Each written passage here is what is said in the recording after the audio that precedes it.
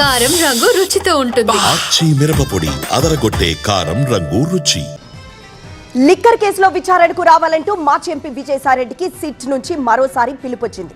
ఇప్పటికే ఈ కేసులో 11 మంది నిందితులను అరెస్ట్ చేసిన సిట్ అధికారులు త్వరలో ప్రాథమిక ఛార్జ్ షీట్ కోర్టులో దాఖలు చేసేందుకు సిద్ధమవుతున్నారు. గత వైసీపీ ప్రభుత్వంలో అత్యంత కీలకంగా వ్యవహరించిన విజయసాయిని రెండోసారి విచారణకు పిలిచి మరిన్ని కీలక విషయాలు రాబట్టాలని సిట్ అధికారులు భావిస్తున్నారు.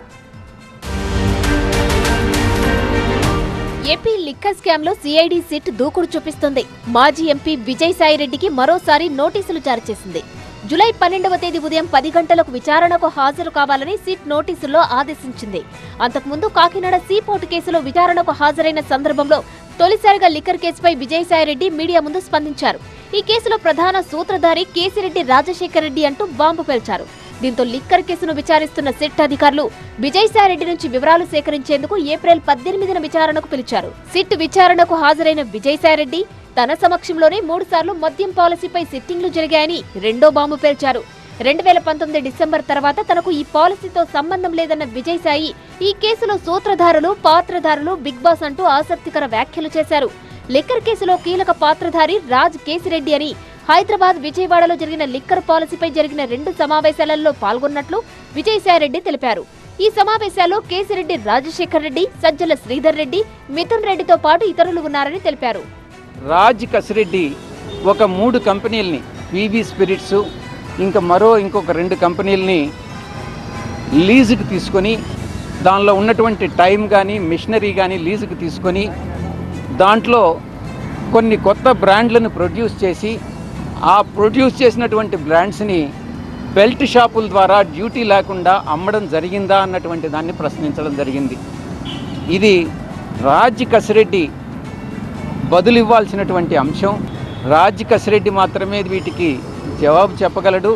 నేను చెప్పలేనటువంటి ప్రశ్నలు అన్నటువంటి విషయాన్ని చాలా స్పష్టంగా చెప్పడం జరిగింది. స్కామ్ జరిగిందా లేదా అన్నటువంటిది రాజ్ కసిరెడ్డిని అడగండి. బిగ్ బాస్ ఉన్నారా లేదా అన్నటువంటి విషయం నాకు తెలియదు, నిజంగా కూడా నాకు తెలియదు. విజయసాయిరెడ్డి వాంగ్మూలం ఆధారంగా ఆ తర్వాత సిఐడి అనేక మందిని ప్రశ్నించింది. ఈ నేపథ్యంలో మరోసారి విజయసాయిరెడ్డిని సిట్ విచారణకు పిలవడం సంచలనంగా మారింది.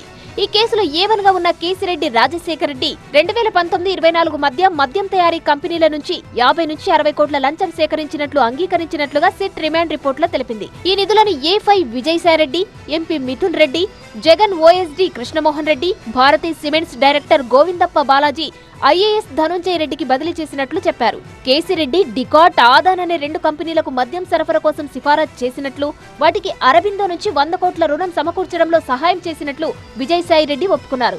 తాను ఈ కుంభకోణంలో ఎలాంటి పాత్ర పోషించలేదని, ₹1 కూడా తీసుకోలేదని, తాను కేవలం విజిల్ బ్లోయర్ గా ఉన్నానని విజయసాయిరెడ్డి చెబుతున్నారు. ఈ అడాన్ అనే కంపెనీ ఎందుకు ఫ్లోట్ చేశారు, ఎవరు ఫ్లోట్ చేశారు, ఏ కారణానికి ఫ్లోట్ చేశారు అన్నటువంటి విషయం నాకు తెలియదు.